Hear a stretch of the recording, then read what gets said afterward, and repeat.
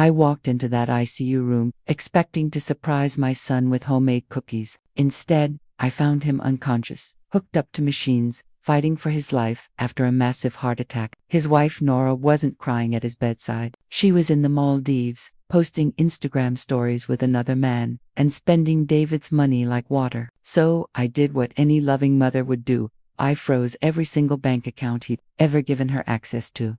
If you're watching this, subscribe and let me know where you're watching from. Now let me back up and tell you how I got here, because this story starts 3 months earlier, when I should have seen the warning signs. But when you're 68 years old and your son is your whole world, you tend to ignore red flags, especially when they're being waved by a daughter-in-law who smiles while she sharpens her knives. It was a Tuesday in June when Nora called me, her voice dripping with that fake sweetness I'd grown to recognize. "Margaret, darling, David's been working so hard lately. I'm planning a little getaway for us, just to help him relax." I should have asked questions then. I should have wondered why she needed my credit card information just in case of emergencies while they were traveling. Instead, like the fool I was, I handed over my financial information to a woman who had been systematically isolating my son from me for 2 years. Oh, she was clever about it. Nothing dramatic, just little comments here and there. "Your mother seems tired, honey. Maybe we shouldn't burden her with dinner this week." Or my personal favorite, "Margaret's getting a bit forgetful, isn't she? Perhaps we should limit her access to the grandchildren." The grandchildren, 8, and little Jake, 5. 2 beautiful souls I barely saw anymore because Auntie Nora always had better plans for them. Plans that somehow never included Grandma. But I digress. The point is, I gave her access to my emergency account, the one with $50,000 I'd been saving for David's future, for the grandchildren's college funds, for medical emergencies. The irony isn't lost on me now. 3 months later, here I am, standing in a sterile hospital room, watching my son fight for his life while his wife is halfway around the world, probably toasting her good fortune with champagne and her boyfriend's charm.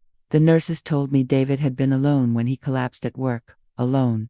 No wife rushing to his side, no frantic phone calls to family, just my unconscious son and a voicemail on his phone from Nora, saying she'd call back later because she was dealing with a time zone issue. Time zone issue, that's what she called abandoning her husband during a medical crisis. I pulled out my phone and opened my banking app, my fingers surprisingly steady as I navigated to the account management section. Technology might not be my strong suit, but I learn fast when I'm motivated, and nothing motivates like righteous fury, mixed with a mother's protective instincts. Account frozen. Transaction history downloaded. Then, I did something that surprised even me. I called my old friend Patricia, the one who became a private investigator after her divorce. If Nora thought she could play games with my family's money while my son lay dying, she was about to learn that this old woman had more fight left in her than she ever imagined. The phone started ringing. Exactly 47 minutes after I froze the accounts. I know because I was timing it, sitting in that uncomfortable hospital chair, watching David's chest rise and fall with mechanical precision while I waited for Nora's world to come crashing down. "Margaret," her voice was strained, panic creeping around the edges of her usual composure. "There seems to be some problem with the cards. Everything's being declined." "Oh dear," I said, my voice perfectly calm. "How inconvenient for you. Where did you say you were again?" There was a pause, a long one. I'm at a spa retreat for my anxiety. You know how worried I get about David's work stress." A spa retreat, right. That's what she was calling the 5 Seasons resort in the Maldives, where my private investigator friend had already confirmed she'd checked in 3 days ago, with a male companion. A male companion who definitely wasn't my son, considering David had been working 12-hour days at the law firm all week. "Which spa?" I asked sweetly. "I might recommend it to the ladies at my book club." Another pause, longer this time. It's very exclusive. You probably wouldn't have heard of it. Try me," I said, watching a nurse check David's 4. "I'm more worldly than you give me credit for." The silence stretched so long, I wondered if the call had dropped. Then she said, "Margaret, what's this really about? Why are the accounts frozen?" "Well, darling," I replied, using her favorite condescending endearment right back at her. "When I arrived at the hospital and found my son unconscious and alone, with no idea where his loving wife might be, I thought it best to secure his financial assets. You understand, medical bills can be so expensive. You had no right." Actually, I had every right. Funny thing about joint accounts, Nora. When my name is on them as an emergency contact and cosigner, I can do whatever I deem necessary to protect my son's interests, and spending his money on luxury vacations while he's fighting for his life doesn't seem to be in his best interests, does it? I could hear her breathing. I could practically see her calculating her next move. Nora was many things: manipulative, cold, calculating, but she wasn't stupid. She knew she'd been caught. I was planning to come back immediately when you heard. What exactly? I interrupted, because as far as I could tell, the hospital had been trying to reach her for 18 hours. Your phone seems to work fine for Instagram posts though. Lovely sunset shots, by the way. The Maldives look beautiful this time of year. Her sharp intake of breath told me she'd realized I knew exactly where she was, and with whom. Margaret, you don't understand the situation. Oh, but I do, I said, pulling up the screenshots Patricia had sent me an hour earlier. I understand that you've been planning this little getaway for weeks. I understand that you've already spent $12,000 of David's money on this trip. And I understand that Kyle Morrison is quite the handsome companion for such an exclusive spa retreat. The phone went dead. I smiled, tucked my phone away, and reached for David's hand. His skin was warm, which the doctor said was a good sign. His wedding ring caught the fluorescent light, a simple gold band he'd worn faithfully for 10 years. 10 years of marriage to a woman who couldn't even be bothered to stay in the same hemisphere when he needed her most. My phone buzzed with a text message, then another, then another. I ignored them all and settled in for what I suspected would be a very long night. David needed his mother now, and unlike his wife, I wasn't going anywhere by morning. I had 17 missed calls, 23 text messages, and one very interesting email from Patricia. Nora had spent the night frantically trying to reach me while simultaneously attempting to access funds from accounts I'd locked down tighter than Fort Knox. But Patricia's email was the real, treasured, detailed surveillance photos that painted a picture worth far more than 1,000 words. Kyle Morrison, 35, personal trainer and aspiring model, had been Nora's fitness instructor for 8 months. The same 8 months, during which she'd suddenly developed a passion for private training sessions that lasted 3 hours and somehow required overnight stays at luxury hotels. The receipts Patricia had obtained laid out a fascinating timeline of my daughter-in-law's double life. Mrs. Thompson, a soft voice interrupted my reading. Dr. Martinez, David's cardiologist, approached with cautious optimism in his eyes. Your son is awake. I nearly dropped my phone. David's eyes were open, confused, but alert, tracking the movement of nurses around his bed. When he saw me, relief flooded his face. Mom. His voice was rough from the breathing tube they'd removed an hour earlier. I'm here, sweetheart. I took his hand, squeezing gently. You gave us quite a scare. He looked around the room, and I saw the moment reality hit him. Where's Nora? How do you tell your son, who just survived a massive heart attack, that his wife is living her best life in paradise with another man? How do you break that kind of news when his recovery depends on staying calm and stress-free? She's traveling, I said carefully. I've been here with you. David's brow furrowed. Traveling, but he struggled to sit up. I don't remember. The last thing I remember is being at the office and this crushing pain in my chest. You collapsed at work on Thursday afternoon, I explained gently. It's Saturday morning now. You've been unconscious for almost 2 days. The confusion in his eyes was heartbreaking. But Nora, she would have been here. She would have. He stopped, his gaze drifting to the flowers I'd brought from my garden, the only flowers in the room. Mom, where is my wife? Before I could come up with an answer that wouldn't send his blood pressure through the roof, my phone rang. Nora's name flashed on the screen, and David's eyes locked onto it instantly. That's her, he said. Answer it, please. I looked at my son's hopeful face, then at the surveillance photos still open on my phone. His wife, wrapped around another man on a beach that cost more money than most people make in a year. In that moment, I made a decision that would change everything. Hello, Nora, I said, putting the phone on speaker before David could object. Margaret, thank God. I've been trying to reach you all night. How is David? The hospital won't tell me anything because of privacy laws. And I'm trying to get a flight back, but everything's booked and slowed down, I said calmly. David is awake and stable. He can hear you. David, her voice jumped an octave, suddenly more dramatic. Baby, I'm so sorry I'm not there. I'm stuck in this horrible place with no connectivity, and I just found out about your accident. Accident? I interrupted. Who told you it was an accident? Another pause. I meant his heart attack. Of course, I misspoke because I'm so upset. David was watching me now, something shifting in his expression. He'd always been sharp, my son, a successful lawyer because he could read people and situations like open books, and right now, he was reading the situation between his mother and his wife exactly for what it was. Nora, he said quietly, his voice stronger than I expected given his condition, what horrible place are you stuck in? I thought you were at that yoga retreat in Phoenix. I watched my daughter-in-law's carefully constructed world begin to crumble through a hospital room speaker, and I realized that sometimes the truth doesn't need to be delivered gently. Sometimes it needs to arrive like a freight train, fast and impossible to ignore. Ether Retreat moved. It's a traveling wellness program. But David wasn't listening anymore. He was looking at me, and in his eyes was a question I wasn't ready to answer. Not yet. After I hung up on Nora's increasingly frantic explanations, David spoke again. Mom, what aren't you telling me? I'd been dreading this moment since I walked into his room, but looking at my son, pale, vulnerable, yet with that familiar steel in his eyes that reminded me he was unmistakably my child, realized he deserved the truth, or at least part of it. Your wife isn't at a yoga retreat, I said simply. She's in the Maldives. She's been there for 3 days since before your heart attack. David closed his eyes, and for a moment I thought I'd made a terrible mistake. His heart monitor showed elevated readings, and I reached for the call button. Don't, he said quietly. I'm not surprised. Mom, disappointed, but not surprised. That stopped me cold. What do you mean? I've known something was off for months. The secretive phone calls, the new clothes, the sudden interest in fitness. He let out a bitter laugh that turned into a cough. I hired a private investigator 6 weeks ago.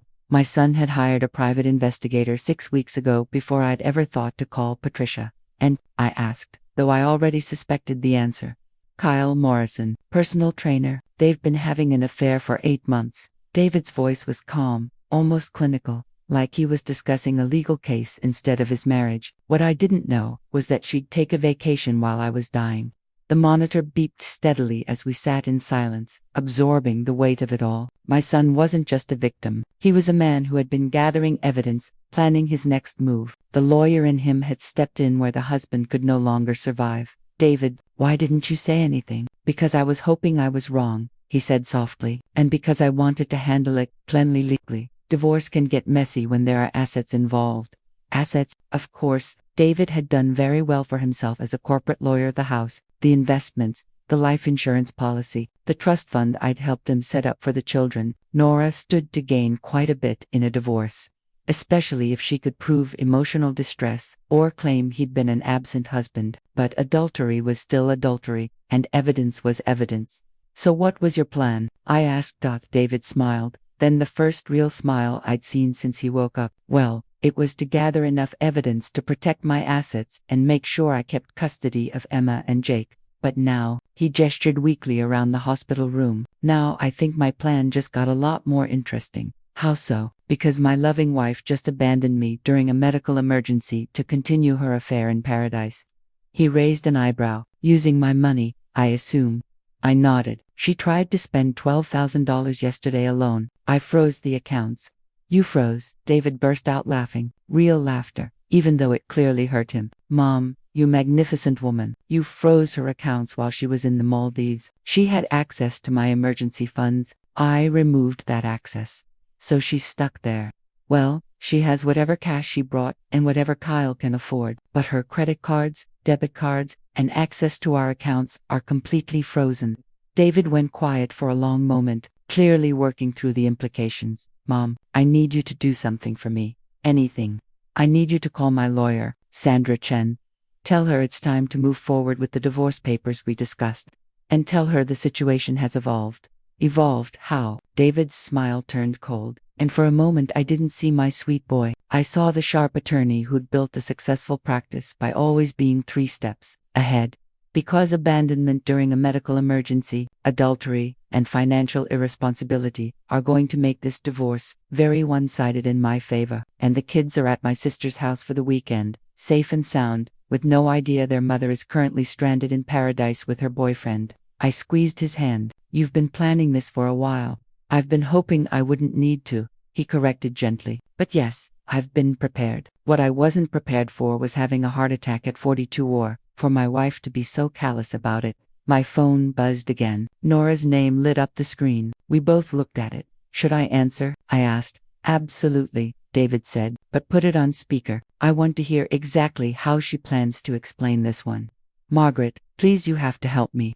Nora's voice was strained, desperate in a way I'd never heard before. I can't get home. The resort is demanding payment for the extended stay, and Kyle's card was declined, and I have no cash. Slow down, I said, catching David's eye. He nodded for me to continue. You're saying you're trapped? Yes. The airline wants payment to change the tickets. The resort wants money for extra nights, and I can't access any of our accounts. Margaret, I know we've had our differences, but David needs me. I need to get home to my husband.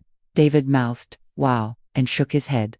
Nora, help me understand something, I said. You've been gone for 3 days. David had his heart attack on Thursday afternoon. It's now Saturday morning. When exactly were you planning to come home? The original trip was supposed to end tomorrow, she said quickly. I was going to surprise David by coming home a day early. I looked at David, who silently applauded, clearly recognizing another lie. According to Patricia's information, Nora had booked the trip for 10 days, not a long weekend. That's interesting, I said calmly, because, according to the resort's booking confirmation, you're scheduled to stay until next Thursday. That's 5 more days. Nora, silence, long, telling silence. How did you get that information? She finally asked. I finished for her, darling. When you use joint credit cards to book romantic getaways with your personal trainer, that information becomes available to other cards. Did you really think I wouldn't notice $12,000 charged to David's account in a single day? Kyle is not my Kyle Morrison, I said smoothly. Aged personal trainer at FitLife Gym, aspiring model with a fairly impressive Instagram following. Shall I read some of the captions from your photos together? I asked lightly. They're quite romantic. David was grinning now, despite his condition. I'd never seen him look so proud of his old mother. Margaret, you don't understand. I understand perfectly, I cut in. I understand that you've been having an affair for 8 months. I understand that you abandoned your husband during a medical crisis to continue that affair. And I understand that you're now asking the woman whose money you stole to rescue you from the consequences of your own choices. I didn't steal anything. That money belongs to both of us. Actually, David said for the first time, his voice carrying clearly over the speaker. That money belongs to me and my mother, and as of yesterday, you no longer have access to any of it. The sharp intake of breath on the other end was audible, even over the hospital's constant hum. David, baby, you're awake. I've been so worried. Worried enough to cut your vacation short, he asked dryly. I tried to leave immediately when I heard, but the flights, are you booking flights now, Nora? He asked. Right now, while we're talking. Another pause. The internet here is very slow. That's funny, I interjected, because you posted an Instagram story 20 minutes ago. The internet seemed fast enough for that. David closed his eyes and shook his head. Nora, stop. Just stop lying. We know about Kyle. We know about the affair. We know you've been using my money to fund your relationship with him. And we know you chose to stay in paradise instead of rushing home when your husband nearly died. David, please, let me explain. Explain it to my lawyer, he said calmly. Because this conversation is being recorded, and everything you've said is going to be very helpful in our divorce proceedings. Divorce? Her voice jumped in pitch. David, you can't be serious. You're not thinking clearly because of the medications. I'm thinking more clearly than I have in months, he replied. And what I'm thinking is that my wife just admitted to stealing my money, abandoning me during a medical emergency, and lying about all of it. I didn't abandon you. I didn't know. You didn't know because you didn't care to know, David said. You were too busy posting photos with your boyfriend to answer calls from the hospital. The line went quiet, except for what sounded like crying. But I'd heard Nora's manipulation tactics before, and I suspected David had too. Here's what's going to happen, David continued. You're going to find your own way home. When you get here, you'll find the locks have been changed and your belongings packed. You'll receive divorce papers within the week. David, please, and Nora, if you come anywhere near my children before this is settled legally, I'll have you arrested for abandonment and harassment. He motioned for me to end the call, and I did, cutting off what was turning into full-blown hysterical pleading. David sank back against his pillows, looking more relaxed than he had since waking up. Feel better? I asked. I feel free, he said. For the first time in 2 years, I feel free. Sandra Chen arrived that afternoon with a briefcase full of papers and a smile that made it easy to understand why David spoke so highly of her. She was sharp, efficient, and clearly had been preparing for this moment much longer than I'd realized. "How are you feeling, David?" she asked, setting her laptop on the small table by the window. Like a man who just discovered his wife is even worse than he thought possible, he replied. "Did Mom fill you in on the latest developments?" "She did," Sandra said, "and I have to say, Nora has made our job considerably easier." She pulled out a thick folder: abandonment during a medical emergency, adultery with evidence, financial irresponsibility, endangering marital assets. "This is going to be the fastest uncontested divorce I've ever handled." "Uncontested?" I asked. "Oh, she contested at first," Sandra said, "but when she sees the evidence we have plus the new evidence from her current vacation, she settled quickly, especially when she realizes what fighting will cost her." David shifted slightly in his hospital bed. "What do you mean?" "Let's start with the basics," Sandra replied. "You have a prenuptial agreement that becomes void in cases of adultery. You have documented proof of the affair. You have evidence she abandoned you during a medical emergency. And now you have recorded admissions of her using marital funds for personal vacations with her lover." Sandra pulled out a set of photographs. Apparently, Patricia wasn't the only one who'd been busy gathering evidence. "But here's the interesting part," Sandra continued. "According to the financial records your mother provided, Nora has been systematically moving money from your joint accounts into personal accounts for the past 6 months. Small amounts, nothing that would trigger automatic alerts, but it adds up to nearly $40,000. I felt my jaw drop. 40,000. "She's been planning this for a while," David said grimly. "The affair, the money transfers, probably the exit strategy. What she didn't plan for was me having a heart attack and Mom freezing the accounts before she could finish whatever she was setting up." Sandra nodded. "Which brings us to the really interesting part. Nora made several calls yesterday after she realized she couldn't access the accounts. Calls to a real estate agent in California." "California?" David and I said at the same time. "Apparently, she and Kyle have been planning to relocate after the divorce," Sandra explained. "They've been looking at properties in San Diego, using your projected settlement as their budget." David went quiet for a long moment, absorbing that. "So she wasn't just having an affair," he said slowly. "She was planning to take me for everything and disappear with him to California." "That appears to have been the plan," Sandra said. "Yes, using the children as leverage for a larger settlement, then relocating and limiting your access to them." The children, Emma and Jake, 2 kids who had no idea their mother was planning to uproot their lives for a man they'd never even met. A surge of protective fury rose up in me, so strong it surprised even me. "Over my dead body," I said. "Actually," Sandra replied with a smile, "over her legal dead body, because none of this is going to happen now. When we file these papers, Nora is going to learn that adultery and abandonment have consequences, especially when children are involved, and especially when she's been stealing marital assets." My phone rang again.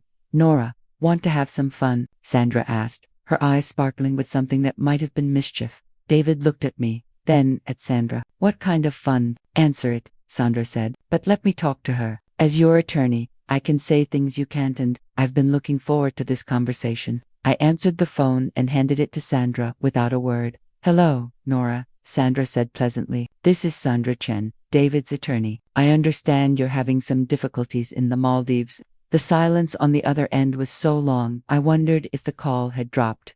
Who is this?" Nora's voice sounded small now, uncertain. "As I said, I'm David's lawyer," Sandra replied smoothly, "and I'm calling to inform you that divorce papers will be filed first thing Monday morning. You're welcome to contest them, of course, but I should warn you that fighting this divorce will be expensive and ultimately futile." "You can't," Nora protested. "David isn't thinking clearly." "David is thinking very clearly," Sandra said. "Clearly enough to provide me with recorded evidence of your admissions today, clearly enough to document your abandonment during his medical crisis, and clearly enough to authorize me to take immediate steps to protect his assets and his children from any further damage." Sandra smiled as she spoke, clearly enjoying herself.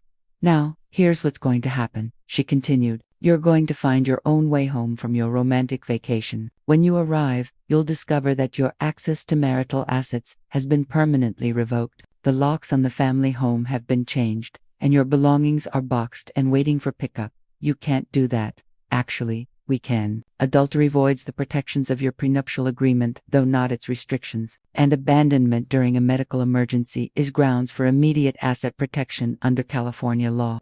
I watched David's face as Sandra calmly dismantled whatever fantasy Nora had been clinging to. He looked like a man finally realizing he was free. But that's not even the best part, Sandra went on. The best part is that all those California real estate listings you've been browsing, all those plans you and Kyle made for your new life, that was all based on a settlement that no longer exists. The sound coming through the phone was somewhere between a sob and a scream. See you in court, Nora, Sandra said pleasantly and ended the call. David started laughing, real laughter, deep, unrestrained laughter that sounded like it was coming from a place inside him that had been locked away for far too long. I think, he said, looking at Sandra, this is the beginning of a beautiful friendship. 3 days later, I was in David's kitchen making breakfast when Emma and Jake burst through the front door with their Aunt Linda, fresh from their weekend trip and completely oblivious to the family earthquake that had just happened. Grandma, Emma threw herself into my arms. Aunt Linda took us to the zoo, and we saw baby elephants. That sounds wonderful, sweetheart, I said, hugging her tightly and forcing myself not to think about how their mother had been planning to move them across the country without their father ever knowing. Jake, always more observant than his 8-year-old sister, scanned the kitchen with curious eyes. Where's Mommy? And why are you making breakfast? Before I could come up with an age-appropriate answer, Linda appeared in the doorway, her expression grim. Margaret, we need to talk. I settled the kids in front of cartoons with juice boxes, then followed Linda out onto the back patio. Linda had always been the practical one, the sister, who could cut through nonsense with surgical precision. David called me this morning, she said without preamble. He told me about Nora and the divorce. What he didn't tell me is how we're supposed to explain this to 2 kids who think their mother is at a yoga retreat. I'd been dreading this conversation. What did you tell them when they asked where she was? That she was taking care of some personal business and would be back soon. But Margaret, kids aren't stupid. Emma's already asking why Mommy didn't call yesterday like she promised. Through the patio door, I could see Emma and Jake curled up together on the couch. Emma's arm wrapped protectively around her little brother as they watched their show. The innocence on their faces made my chest ache. David wants to tell them the truth, I said, age-appropriately, but honestly. And what's the age-appropriate truth? Linda asked. That their mother abandoned their dying father to go on a romantic vacation with another man. When she put it that way, it sounded even worse than it already was. The truth is that Mommy and Daddy are having some problems, and they're going to live in different houses for a while, I said, repeating what David and Sandra had agreed on. The truth is that Daddy loves them more than anything, and is never going to leave them. Linda studied my face, and the part where Mommy tried to steal Daddy's money and move them to California without telling anyone. That part stays between the adults for now. Good, Linda said, because I have some information that's going to make this situation even more complicated. My stomach dropped. What kind of information? I got a call from my friend Jessica this morning. She works in family services. Apparently, someone filed a complaint yesterday claiming David is an unfit father due to his recent medical crisis and that his children are being cared for by an elderly woman with no legal authority. The words hit me like a physical blow. Nora, that would be my guess, Linda said. She's trying to get the kids removed from David's care and placed with social services until she can get back and claim custody. I sank into one of the patio chairs, my mind spinning. Can she do that? She can try. And if David is still in the hospital and you're the only one caring for them, Linda let the sentence trail off, but I understood exactly what she meant. What do? We fight back. But first, we make sure you have legal standing to care for those kids. Sandra's already working on emergency custody paperwork, but it takes time. Inside, Jake burst into giggles at something on TV. The sound was so pure, so carefree, it nearly broke me. These children had no idea their mother was trying to have them taken away from everyone who loved them. Linda, I said quietly, there's something else, something I haven't told David yet. She waited. 6 months ago, Nora asked me to update my will. She said it would be good for the kids' security if I named her as a backup guardian, just in case something happened to David. Linda's face went pale. Please tell me you didn't. I didn't. Something about it felt off at the time, but now I understand exactly what she was doing. She was positioning herself to have a legal claim to the kids and access to my estate if David was deemed unfit or if something happened to him. Jesus, Margaret, Linda whispered. She was planning to erase both of you from their lives. The sound of a car pulling into the driveway cut our conversation short. Through the front window, I saw a taxi come to a stop, and my blood ran cold when I recognized the figure stepping out. Nora was home, and judging by the fury on her face, as she marched toward the front door, she was ready for war. I had maybe 30 seconds to decide how to handle the moment when the children saw their mother, for the first time since her world had completely fallen apart. Linda, I said quickly, take the kids upstairs, now. What? Because their mother is about to cause a scene that could traumatize them for life, and I'm not letting that happen. Linda didn't argue. She moved fast, lifting Jake into her arms and taking Emma firmly by the hand. Come on, kids, she said brightly. Let's go see if Daddy has any good books in his room. But Grandma, the show isn't over, Emma protested.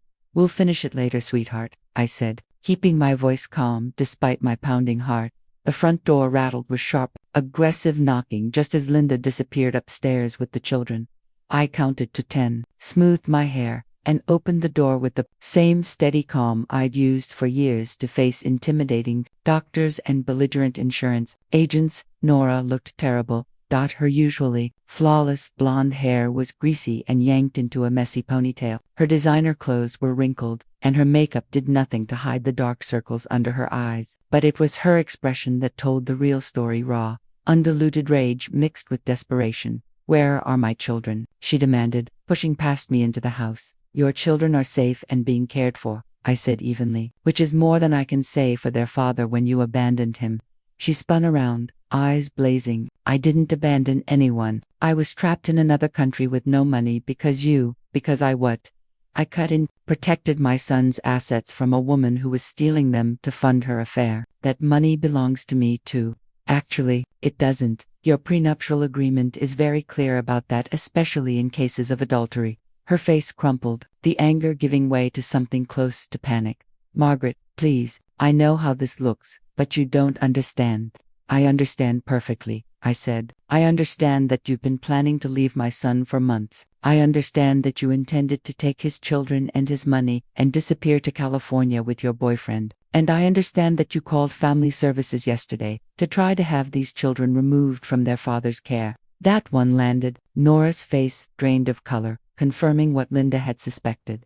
How did you? Because unlike you, I have friends who actually care about this family's well-being. Nora straightened, visibly regrouping as she searched for a new angle. Where is David? I want to see him. No thanks to you. And you won't. He doesn't want to see you. This is my house too. Not anymore. If you have questions about the legal details, you can take them up with Sandra Chen. Her composure finally shattered. You can't keep me from my children. I'm not keeping you from anything. Your own choices did that. Mommy, we both turned. Emma stood at the top of the stairs, her small face tight with confusion. Behind her, Linda was reaching for her. But it was too late. Emma had heard the shouting. Nora's voice softened instantly, dripping with the sweetness she used when she wanted something. Baby mommy's home. Emma hesitated, looking between her mother and me, her expression far too grown up for an 8-year-old. Why were you yelling at Grandma? She asked. We weren't yelling, sweetheart, Nora said quickly. We were just talking. Come, give Mommy a hug. But Emma didn't move. Instead, she asked the question that shattered any illusion Nora had left.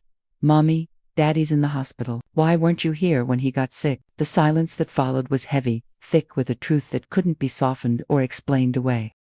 Nora looked at her daughter, and for the first time since walking through that door, she seemed to understand that her actions had consequences far beyond money and divorce papers.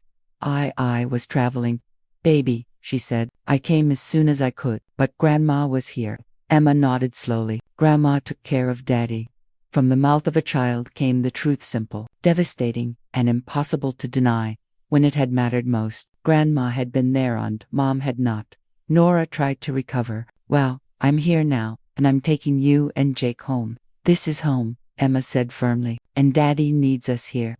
I watched the realization dawn on Nora's face. She hadn't just lost her marriage or her financial security, she had lost something far more devastating, her children's unquestioning trust. And unlike court orders or bank accounts, that was something no lawyer could ever help her get back. The tense standoff in the living room was broken by the sound of another car pulling into the driveway. Through the window, I saw Sandra Chen step out of her black sedan, a folder tucked under her arm, and a look on her face that said she'd anticipated this exact moment. "Expecting someone?" Nora asked, her voice tight with suspicion.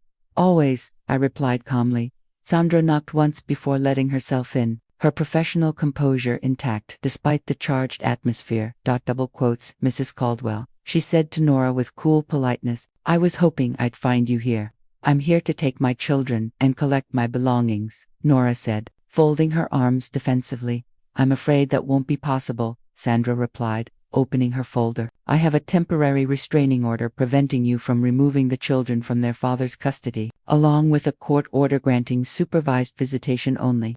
Nora's face went from pale to flushed red. "You can't do that." "Actually, we can, and we have." Sandra handed her the papers. "Your attempt to involve family services while Mr. Caldwell was hospitalized was ill-advised. I was protecting them." "From what?" Sandra asked coolly. "A loving father and grandmother who were caring for them while you were on vacation with your boyfriend." Emma was still standing at the top of the stairs, listening to every word. I could see her struggling to make sense of information no child her age should have to process. "Emma, sweetheart," I said gently, "why don't you go help Aunt Linda with Jake?" She shook her head. "I want to stay. I want to understand what's happening." Nora looked up at her daughter, and, for a brief moment, something like remorse crossed her face. "Baby, grown-up things are complicated," she said softly. "Are you and Daddy getting divorced?" Emma asked plainly. The question hung in the air like a bomb no one wanted to touch. That's something your father and I need to talk about," Nora said carefully.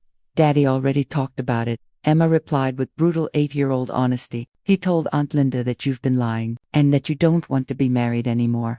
I watched Nora's carefully constructed facade collapse as she realized her children already knew a version of the truth, one that showed her exactly as she was. "That's not. David had no right to turn you against me." "He didn't," Emma said firmly. "He just told us the truth." Sandra stepped forward. "Mrs. Caldwell, I think it would be best if you left now. You may arrange supervised visitation through the family court system." "Supervised visits?" Nora cried. "These are my children. Children you abandoned during a family crisis," Sandra said evenly. "Children you attempted to remove from their father's care through false claims. Children you planned to relocate without their father's knowledge or consent." Each word struck like a hammer, Nora visibly deflated under the weight of her own actions. "I want to see David," she said at last, her voice small and desperate. "Mr. Caldwell has made it clear he does not wish to see you except in the presence of attorneys. Please." Nora turned to me, tears streaming down her face. "Margaret, please. I made mistakes, but I love my children. I love my family." For a moment, looking at the broken woman in front of me, I felt a flicker of pity. Then I remembered my son lying unconscious in a hospital bed, alone, because his wife had been too busy with her affair to answer emergency calls. "If you loved your family," I said quietly, "you would have been here when they needed you. I can change. I can fix this." "Some things can't be fixed, Nora," I said. "Some betrayals go too deep." From the stairs, Emma spoke again, her small voice carrying a wisdom that shattered what was left of all our hearts. "Mommy, did you really leave when Daddy was sick?" Nora looked up at her daughter, and I could see the struggle in her eyes whether to tell the truth or reach for one last lie. In the end, she didn't. "Yes," she whispered. "Yes, I did." Why? It was such a simple question, asked by a child who deserved a simple answer. But the truth was too messy, too ugly, too grown-up to explain. "Because," Nora said, her voice breaking, "I made very, very bad choices." Emma nodded slowly, as if that answer finally fit within her 8-year-old sense of right and wrong. "I think you should go now," Emma said with quiet certainty. "Daddy needs to get better, and you make everything sad." And I realized then that this was the most devastating judgment of all, not delivered by lawyers, judges, or furious adults, but by a child who had simply noticed that her mother brought sadness instead of comfort. Nora left without another word, her shoulders shaking with silent sobs. Sandra watched her go, then turned to me. "That went better than expected, didn't it?" She didn't fight the court orders, she admitted fault in front of witnesses, and most importantly, the children saw who she really is. I looked up at Emma, still standing on the stairs, suddenly looking much older than 8. "Are you okay, sweetheart?" Emma thought carefully before answering, the way she seemed to do about everything now. I'm sad, she said at last, but I'm not surprised. And that, perhaps, was the saddest thing of all. 2 weeks later, David was home and recovering well. The children had settled into a new routine, and life was beginning to feel stable again, which of course was when Nora decided to play her final card. I was in the garden with Emma, showing her how to deadhead the roses, when my phone rang. The number was unfamiliar, but something made me answer it. Margaret, this is Dr. Patricia Williams from Riverside Memorial Hospital. My blood ran cold. Is everything all right? I'm calling about your daughter-in-law, Nora Caldwell. She's been admitted to our psychiatric unit following a suicide attempt. The pruning shears slipped from my hands. She was found in her hotel room this morning by housekeeping. She's stable now, but she's been asking for you specifically. She says she has information about your family that you need to know. I looked at Emma, who was watching me with worried eyes. Can you hold on a moment, please? Covering the phone, I said, Emma, sweetheart, can you go inside and ask Daddy if he needs anything? I need to take this call. Once Emma was safely inside, I returned to the conversation. Doctor, I don't understand. Why would she ask for me? She claims she has information about threats to your son and grandchildren, the doctor said. She says someone has been trying to force her to leave town permanently, and she's afraid for their safety. Every instinct I had told me this was another manipulation. But what if it wasn't? I'll be there in an hour, I said. The psychiatric ward at Riverside Memorial was sterile and somber, filled with people fighting battles invisible to the outside world. Nora was in a small room at the end of the hall, looking fragile and broken in a way that felt real for the first time since I'd known her. Margaret, she whispered when I entered, thank you for coming. The doctor said you have information about threats to my family. Nora nodded weakly. Kyle, he's not who I thought he was. I sat in the chair beside her bed, keeping a careful distance, but close enough to hear her clearly. What do you mean? When the money got cut off when I was trapped in the Maldives, he changed, she said. He started talking about other ways we could get money from David's family. A chill ran down my spine. Other ways. He knows about your finances, Margaret, your investments, your life insurance, your property. He's been researching your family for months. How would he know any of that? Nora's face crumpled with shame. Because I told him, I gave him access to everything. I thought we were planning a future together. She swallowed hard. But he wasn't planning a future with me. He was planning a future with my money. My stomach turned. What kind of plans? He has connections, she whispered. People who arrange accidents for elderly people, make them look natural. He showed me articles of the cases. Other families where wealthy seniors died unexpectedly and their assets passed to younger relatives. The words hung in the air, heavy and terrifying. And I knew then that whatever came next, this story was far from over. The room seemed to tilt around me. You're saying he was planning to have me killed? Not just you, Nora whispered. You and David. He talked about making it look like a murder-suicide, or maybe a car accident. Leave the children orphaned, so I could inherit everything and take them away. I gripped the arms of my chair, struggling to process what I was hearing. And you went along with this? No, she said quickly. At first, I thought he was just talking out of anger about the money, but then he started asking specific questions. Your routines, when you were alone, the children's schedules. When did you realize he was serious? When he showed me the insurance policy he'd taken out on your life. He's been planning this for months, Margaret, using me to get information about your family. My blood turned to ice. What insurance policy? He somehow got himself listed as a beneficiary on a policy connected to your estate. I don't understand all the legal details, but he showed me the paperwork. If something happens to you, he gets a huge payout. It made no sense. I had never signed anything that would give Kyle Morrison access to my estate or my insurance. Nora, I said slowly, I need you to tell me exactly what documents you gave him access to. For the next hour, Nora described a careful, methodical campaign of identity theft and financial fraud, one that made my earlier worries about frozen bank accounts seem almost harmless. Kyle had used the information she gave him to forge documents, create fake insurance policies, and position himself to profit from the deaths of people he had never even met. Why are you telling me this now? I asked finally, because when I realized what he was really planning, I tried to back out. I told him I couldn't do this. That's when he said it didn't matter anymore. He told me he didn't need me alive to collect the money. She swallowed hard. He threatened you, and then he tried to kill me, Margaret. He made it look like a suicide attempt, so that if I survived, No one would believe me, but I fought him off and called the hospital myself. I stared at her, woman who had betrayed my family in every possible way and was now claiming to be the reason we were still alive. Why should I believe you? Nora reached into the bedside table and pulled out a phone. Because I recorded everything, every conversation, every plan, every threat. I thought I was documenting our relationship, but I was really documenting a murder plot. She handed me the phone. With shaking fingers, I pressed play. Kyle's voice filled the small hospital room, casual and chillingly calm. The old lady goes first. Make it look natural, maybe a fall down the stairs. Then we wait a few months and take care of the son. Car accident, something clean. We don't want to traumatize the kids. They need to trust you when you get custody. I stopped the recording, my hands shaking so badly I nearly dropped the phone. There are 12 hours of recordings, Nora said softly. Everything you need to put him away forever and protect your family. I looked at her, the woman who had nearly destroyed us, and who now might have saved our lives. What do you want in return? I want you to forgive me, she whispered, and I want your help making sure Kyle never hurts anyone ever again.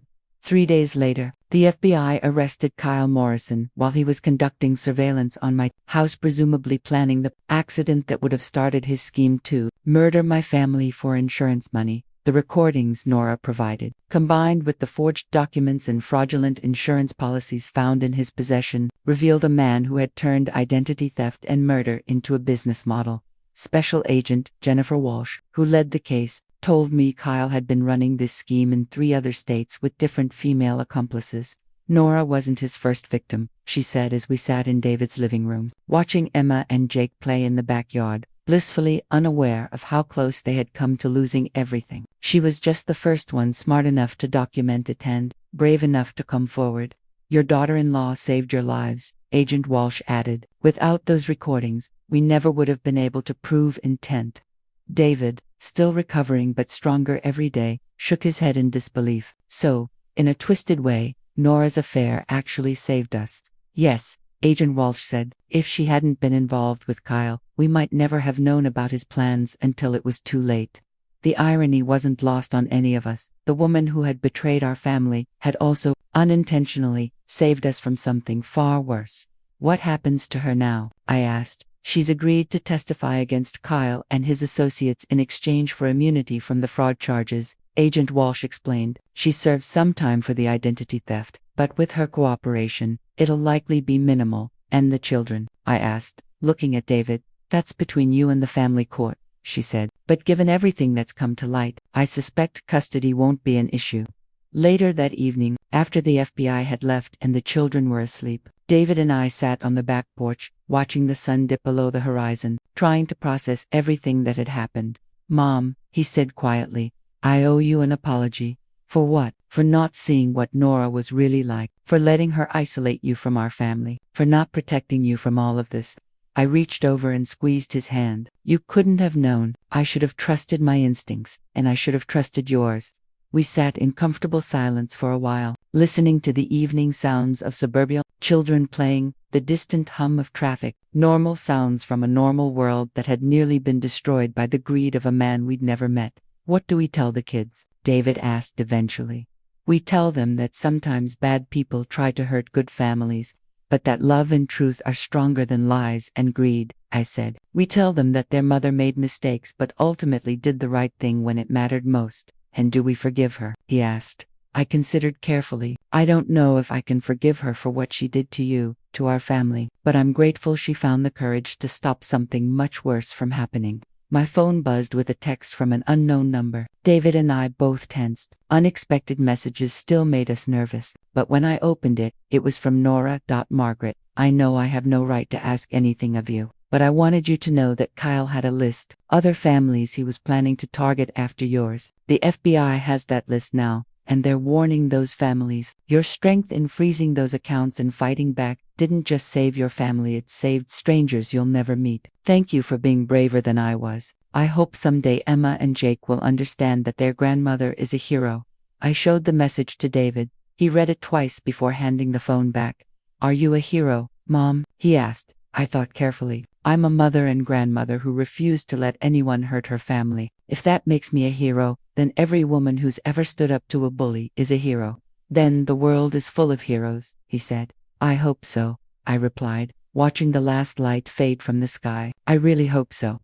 Emma appeared in the doorway in her pajamas, rubbing her sleepy eyes. Grandma, Daddy, why are you sitting outside? Just enjoying the quiet, sweetheart, I said, opening my arms to her. She climbed into my lap, warm and solid, perfectly safe. I love you, Grandma. I love you, too. Emma, more than you'll ever know. As I held my granddaughter and watched my son smile for the first time in weeks, I realized that sometimes the best revenge isn't getting even. It's simply protecting what matters most and refusing to let evil win. The rest, as they say, was just paperwork.